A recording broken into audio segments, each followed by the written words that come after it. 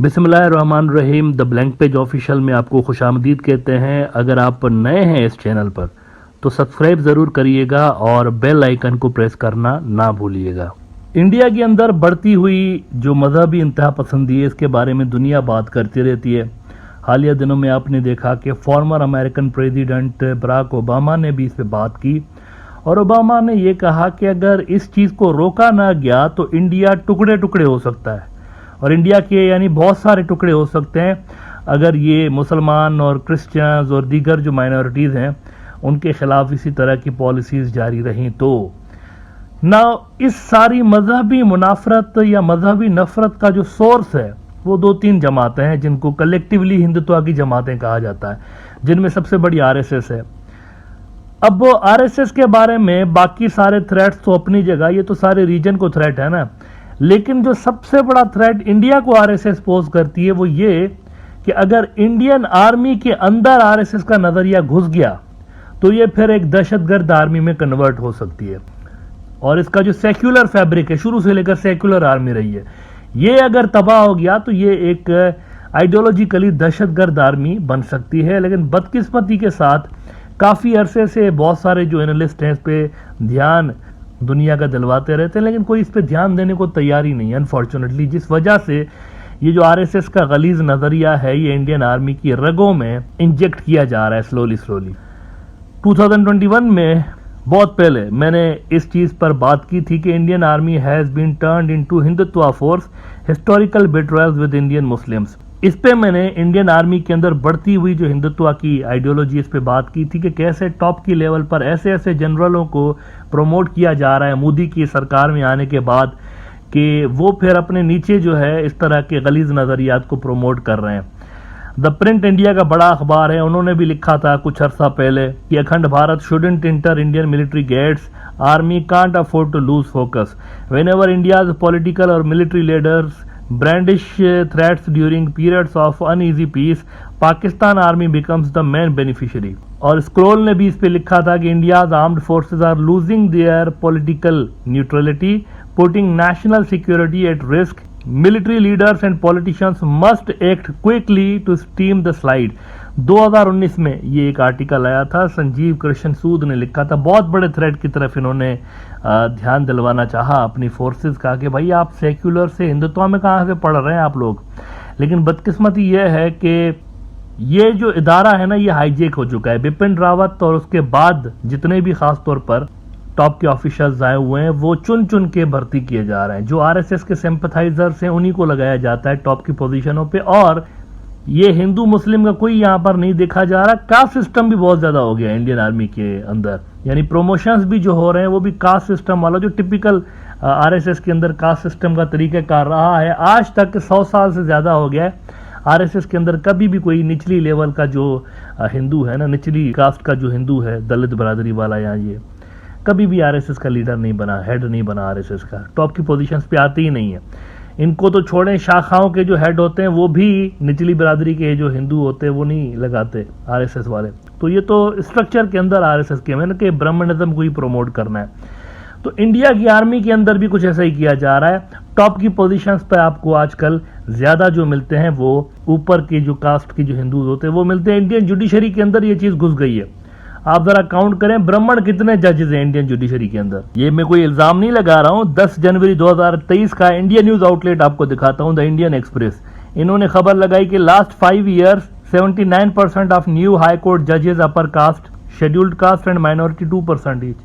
2% सिर्फ माइनॉरिटीज और वो निचली जात वाले। 79% ऊपर की जात के जजेस बने हैं। दूसरों में दिमाग नहीं है क्या? अब दूसरी बरादरियां जितनी भी हैं हिंदू बरादरी के अंदर ही, आप देखिए वो किधर है।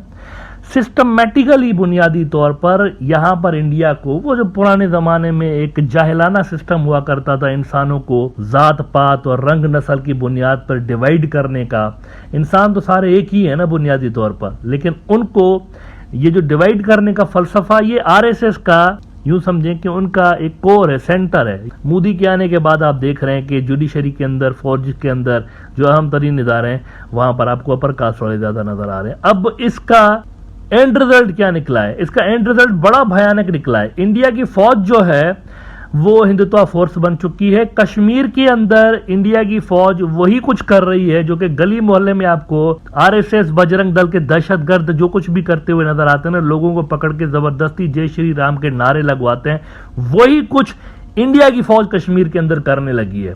वो जो सेक्युलर इंडिया का फैब्रिक था आर्मी के अंदर, वो गया, तबाह हो चुका है, खत्म, दी एंड। और अब जो इंडिया की आर्मी है वो गुंडागर्द फोर्स बन चुकी है। कश्मीर के अंदर से बड़ी डिस्टर्बिंग खबरें आ रही हैं।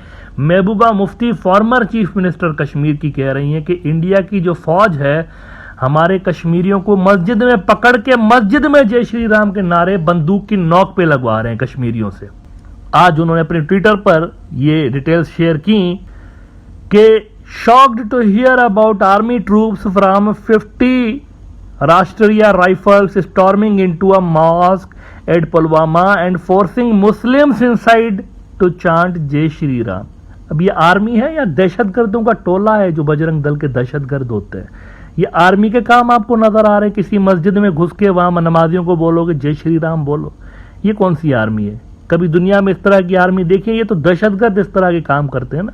अच्छा, ये जो है प्रो इंडिया सियासतदान रही हैं, जो थोड़े बहुत कश्मीर के अंदर प्रो इंडिया सियासतदान है, ये भी उनमें इनका पूरा खानदान शुरू से लेकर प्रो इंडिया रहा है बदकिस्मती के साथ, और ये इस पे पछताते भी रहे टाइम टू टाइम कि हमसे गलती हो गई और ये और वो, लेकिन वो वोट लेने का तरीका होता है।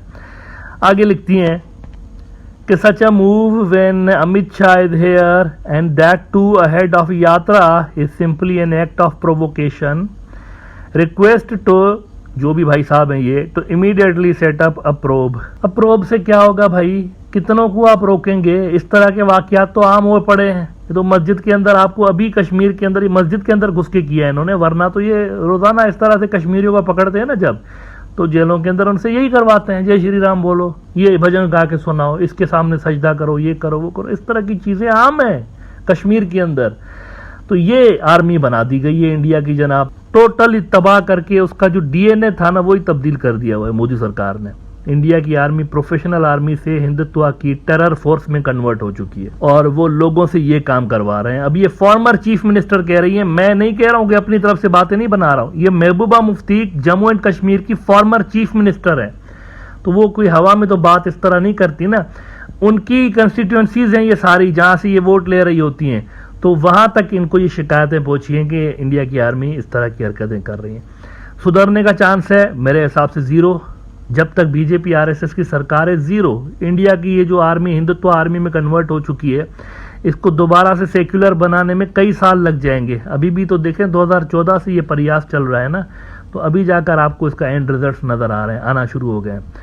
तो इसको जब आप दोबारा सेक्युलर बनाएंगे उसके लिए बहुत सारों को सजाएं देनी पड़ेंगी, जिन्होंने कोड ऑफ कंडक्ट तोड़े हैं, जिन्होंने अपने इख्तियारात से आगे निकलकर जिन्होंने ये ज्यादतियां की हैं, कितनों को आप जो है वो कोर्ट मार्शल करेंगे। ये जनरल टॉप लेवल के भी मुलविस होते हैं जो कि गो अहेड दे रहे होते हैं कि टेरर फैलाओ और इस तरह से करो, और ये इंडिया के लिए कोई अच्छी बात नहीं है, क्योंकि इससे माइनॉरिटीज़ मजीद प्रोवोक होती जाएंगी और उनकी प्रोवोकेशन का फिर एंड रिजल्ट वही निकलेगा जो कि ओबामा ने उस दिन कहा।